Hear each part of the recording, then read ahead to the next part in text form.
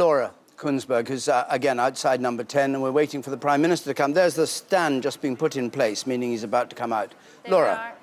That's right, David. The podium has just been put out, and I have to say this is not confirmed by any stretch, but there's a rumour going round this street that actually, when David Cameron comes out, he may be going to resign as Prime Minister after 6 years in office. Now, I must stress that is not by any stretch a confirmation at all, but just in the last few minutes, up and down the press pack here in this street, that suggestion is now being made. Now, of course, David Cameron, I understand his first priority will be urge stability in the wake of this tumultuous result. The result, of course, that means a very significant defeat for him, a very significant drain on his authority.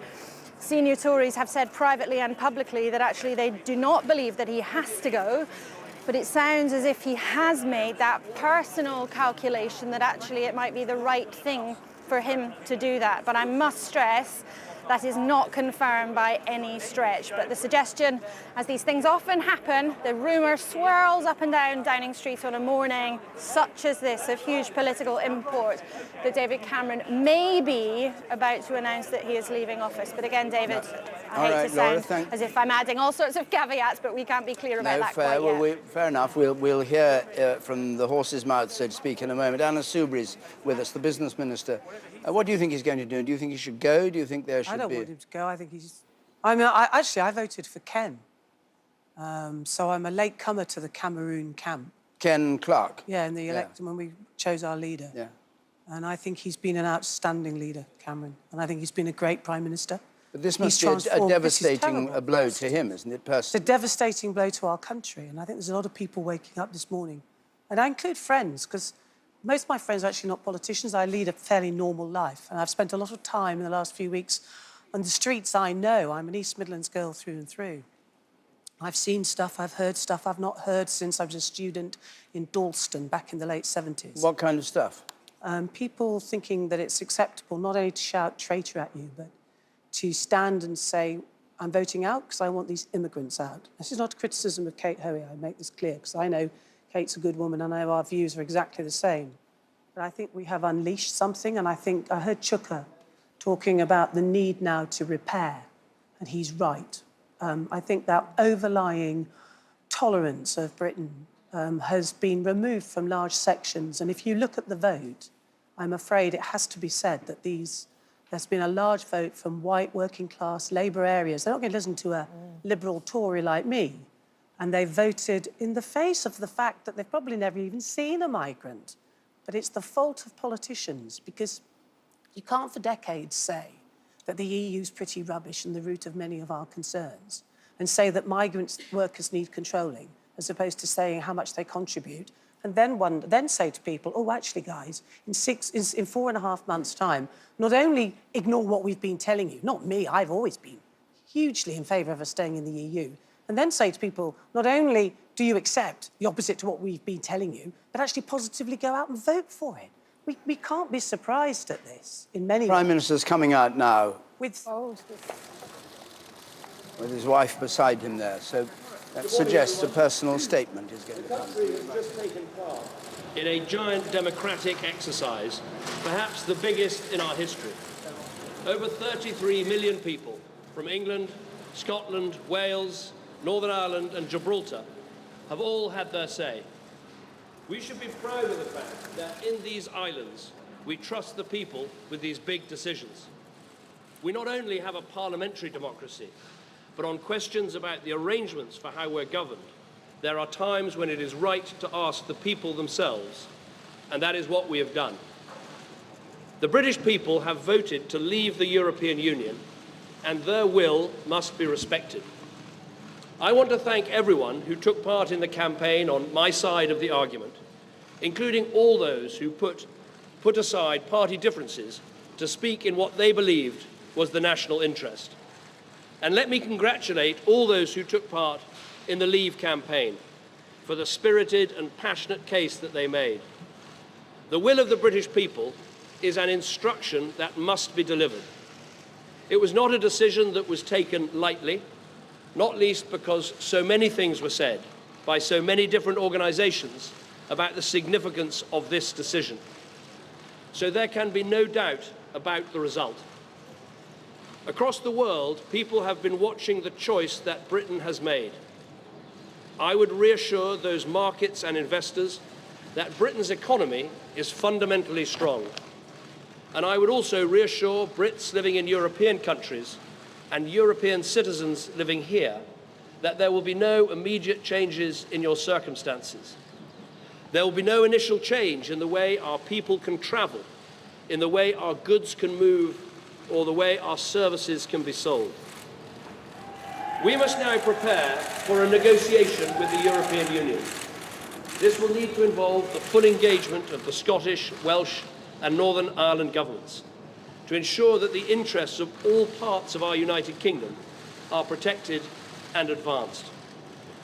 But above all, this will require strong, determined, and committed leadership. I'm very proud and very honoured to have been Prime Minister of this country for 6 years. I believe we've made great steps, with more people in work than ever before in our history, with reforms to welfare and education, increasing people's life chances, building a bigger and stronger society, keeping our promises to the poorest people in the world, and enabling those who love each other to get married, whatever their sexuality. But above all, restoring Britain's economic strength. And I'm grateful to everyone who's helped to make that happen. I've also always believed that we have to confront big decisions, not duck them. That is why we delivered the first coalition government in 70 years to bring our economy back from the brink. It's why we delivered a fair, legal, and decisive referendum in Scotland. And it's why I made the pledge to renegotiate Britain's position in the European Union and to hold a referendum on our membership, and have carried those things out. I fought this campaign in the only way I know how, which is to say directly and passionately what I think and feel, head, heart, and soul. I held nothing back. I was absolutely clear about my belief that Britain is stronger, safer, and better off inside the European Union. And I made clear the referendum was about this and this alone, not the future of any single politician, including myself. But the British people have made a very clear decision to take a different path. And as such, I think the country requires fresh leadership to take it in this direction. I will do everything I can as Prime Minister to steady the ship over the coming weeks and months. But I do not think it would be right for me to try to be the captain that steers our country to its next destination. This is not a decision I've taken lightly, but I do believe it's in the national interest to have a period of stability and then the new leadership required. There is no need for a precise timetable today, but in my view, we should aim to have a new Prime Minister in place by the start of the Conservative Party conference in October. Delivering stability will be important, and I will continue in post as Prime Minister with my Cabinet for the next 3 months. The Cabinet will meet on Monday. The Governor of the Bank of England is making a statement about the steps that the Bank and the Treasury are taking to reassure financial markets. We will also continue taking forward the important legislation that we set before Parliament in the Queen's speech. And I've spoken to Her Majesty the Queen this morning to advise her of the steps that I'm taking. A negotiation with the European Union will need to begin under a new Prime Minister. And I think it's right that this new Prime Minister takes the decision about when to trigger Article 50 and start the formal and legal process of leaving the EU. I will attend the European Council next week to explain the decision the British people have taken and my own decision. The British people have made a choice. That not only needs to be respected, but those on the losing side of the argument, myself included, should help to make it work. Britain is a special country. We have so many great advantages. A parliamentary democracy where we resolve great issues about our future through peaceful debate. A great trading nation with our science and arts, our engineering and our creativity respected the world over.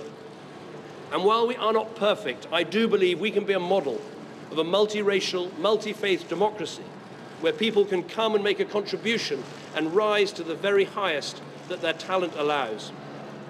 Although leaving Europe was not the path I recommended, I am the first to praise our incredible strengths. I've said before that Britain can survive outside the European Union, and indeed that we could find a way. Now the decision has been made to leave, we need to find the best way.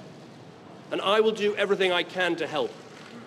I love this country, and I feel honoured to have served it. And I will do everything I can in future to help this great country succeed. Thank you very much. Prime Minister with Samantha, his voice breaking as he said those last words, announcing that he was going to stand down and they needed a new leader, a new Prime Minister by October, and only then would negotiations, he seemed to say, under the new Prime Minister, begin with the EU. He said that he'd been head, heart and soul, held nothing back in his belief that Britain was safer inside the EU, but it wasn't the future of the politicians that was at stake. And the country had decided what they had decided, and he would go along with it. So the Prime Minister has, in effect, stood down, but not for another 3 months until the Conservative Party conference. How those 3 months will be spent, I don't know. Anna Soubry, what's your immediate reaction to what you've heard? I think it's terrible. Terrible. Terribly sad. I mean, I think, truthfully, he had no alternative. And I just hope he'll be remembered. You know, here he was. This is a true body blow, because he led from the front, and he comes out, and he's shown as ever this beautiful composure, this remarkable leadership, this great courage to admit, look, you know, I put my neck on the line, and here we are. But his testimony will be, as he said, you know, same-sex marriage, trying to do the best for poor people at home and abroad. He's been a remarkable Prime Minister, and I hope that this won't cloud our memory of him. Laura Kunsberg from Downing Street, we're now then faced with a leadership battle between now and October, and according to the Prime Minister, before negotiations can begin with the EU, if I understood him rightly. Yes. Yes, we certainly are. So 3 very big headlines in there. Of course, the first, that the Prime Minister has decided that he has really no option but to walk out of Downing Street, to leave this place where he's been in charge for the last 6 years. The ultimate irony, of course, that the younger, fresh-faced Tory leader who years ago told his party to stop banging on about Europe made a decision to hold a referendum to bang on about Europe himself, which has ultimately cost him his job. His closest colleagues have always called him a lucky politician. But on this ultimate gamble, well, his luck has dramatically run out. But as you say, he was very clear, and it appears this was part of his decision, that triggering Article 50, the beginning of those vital negotiations with other countries in the EU, should be done under a new Prime Minister, under new leadership. And that, in his view, cannot therefore start until the Tory party conference in October. So Article 50 will not be triggered immediately. And I have to say, really, this morning he's saying 2 things that are the polar opposite of what he said repeatedly in the campaign. He repeatedly said he wouldn't have to resign if he lost the vote. And he repeatedly said that as Prime Minister, he would trigger that Article 50, those vital negotiations, immediately. On both of those 2 things, after the result overnight, his calculations have completely changed. How effective can he be? There'll be a battle going on within the Tory party over who's to succeed him. How effective can he be at doing what he described as everything to steady the ship? I'm going to steady the ship, but I'm not the captain to lead it to the next destination. I think it's extremely difficult because authority is drained away from him really overnight, and it's going to be very difficult to see what kind of influence he can have now over whether it's domestic policy or handling those relations around the EU. You know, there's a European summit next week in Brussels. He said he was still going to go. He's going to go and explain his decision and probably have to explain this referendum result to the counterparts, those other European leaders with whom he's dealt for many years. But you're absolutely right. This means that for the Conservative Party, now their focus inevitably will move to who is going to succeed him. And frankly, the entire referendum campaign has been laced through with Tory leadership ambition in any case. You know, we've all talked incessantly, because it's been part of the story, about people's decisions, which campaign to go for. Did Boris Johnson jump for out because of his ambition? That's certainly part of the mix. What about Michael Gove, who's now become a very much better known figure in the Tory party because of his decision? It seems pretty clear to me that for people who are interested in the top job, we know who they are. Their focus now will not be our relations with the EU, they will be the Tory leadership battle, and battle will already have commenced. And I know that this morning there have been discussions among some of the people who fancy their chances about the best way forward already. Just on that, and I want to ask you about the Chancellor of the Exchequer after this, but just on that point, if you've got candidates, Michael Gove, Boris Johnson, possibly Theresa May, will this process actually start soon? I mean, they have to have this vote among MPs and then take two candidates out to the Conservative Party in the country, don't they? When would you expect that all to happen? That's right. Well, I think probably pretty soon. I mean, the parliamentary term is due to run for another 4 weeks. That period will, for many Tory MPs, be all about whose names get on that final ballot. Very briefly, unlike the Labour Party, essentially, Tory MPs decide who from quite a wide field gets down to 2 places on the ballot paper. So Tory party members only have a choice between 2 candidates. So there will be now frantic wheeler dealing behind closed doors among the Conservative Parliamentary Party. And just think of this too, that the Tory party membership, which only numbers about 150,000 people, are going to choose our next Prime Minister. Now, there's all sorts of speculation, of course, this morning in Westminster about an early election because of what's happened, because of how this result has upended politics. That's got to be more likely if you think that the next Prime Minister will be chosen by a vote of 150,000 people. And particularly while Jeremy Corbyn is still in place in the Labour Party, who most Conservatives assume they would beat quite easily in an election, that is their view. There would, of course, be a temptation for whoever becomes the Tory leader, the next Prime Minister, to call for an early election. So not only overnight, and with this statement, do we have the prospect of a new Prime Minister, but an increasingly likely prospect of an early election too. Gordon Brown, of course, was criticised for not calling an election after he became Prime Minister. Absolutely. Because people view the Prime Minister now as the elected person at an election, not as somebody who just, you know, you change them at will. So there would be pressure to have an early election, no doubt. But what about the Chancellor of the Exchequer? If we're talking about a steady ship, does it mean George Osborne stays in place for the time being? I think for the time being you would expect that, but as David Cameron has basically said, he'll be gone within 3 months. I think the widespread assumption would be that George Osborne would go at that point too. George Osborne, for a long time, has been seen as sort of really joined at the hip. Some people even call it the Camborne project. You know, George Osborne and David Cameron have been together step by step in the early days of their leadership, their joint leadership almost, when they were sort of young bucks who surprised everybody by taking over the Conservative Party when they were comparatively young. Of course, George Osborne was the youngest Chancellor for decades. But most people would now assume that as David Cameron has been defeated, as he has been snubbed, the public have overturned him really, that also applies to George Osborne, who's had a particularly bruising 6 months or so, a budget that unravelled. His own strategy through this campaign has been rubbished by very many Conservative MPs, with dozens of them going on the record to say that his position would be untenable if Brexit was to happen, which was essentially a coup in waiting. And I think further on from that means in this Tory leadership contest, George Osborne's chances are pretty slim. And frankly, he is a cunning politician. He will not run unless he thinks he's got a real chance of winning. So I think, as things feel this morning, it's pretty unlikely that his name would be on the ballot paper. And that is surprising, given for so long in Westminster, he was seen by a lot of people loyal to the government and the Tory party as very much the heir apparent. Laura, thanks very much. So the news that the Prime Minister David Cameron has said he'll do everything to steady the ship for the time being, but that he's not the captain to take Britain to its next destination.